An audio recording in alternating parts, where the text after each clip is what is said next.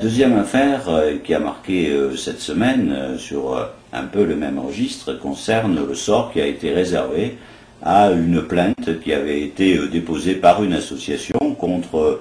trois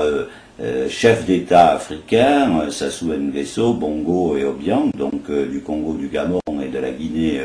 équatoriale, et qui sont des personnages qui ont amassé des fortunes considérables, avec des biens immobiliers qui dépassent l'imagination par captation naturellement de la richesse de leur pays respectif. Et donc pour détournement d'actifs, blanchiment et autres délits, une plainte avait été déposée. Le doyen des juges d'instruction de Paris avait décidé d'instruire cette plainte, c'est-à-dire de poursuivre l'enquête.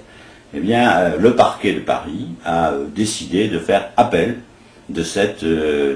instruction, de cette décision d'ouverture d'instruction. Et lorsque la garde des Sceaux a été interrogée à l'Assemblée nationale par un député socialiste, elle a simplement répondu, bien qu'il appartenait au parquet de décider, puisqu'il avait le droit de décider en toute opportunité de poursuivre ou de ne pas poursuivre. Et nous sommes là aussi, me semble-t-il, devant une situation assez incroyable,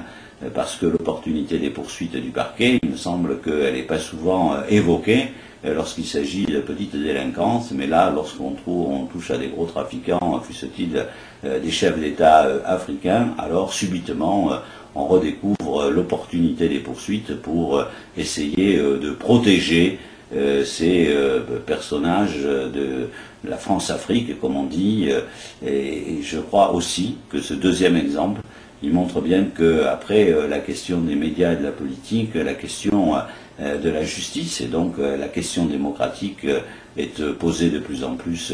dans ce pays. Je voulais cette semaine vous alerter sur ces deux faits qui me paraissent d'une très grande gravité.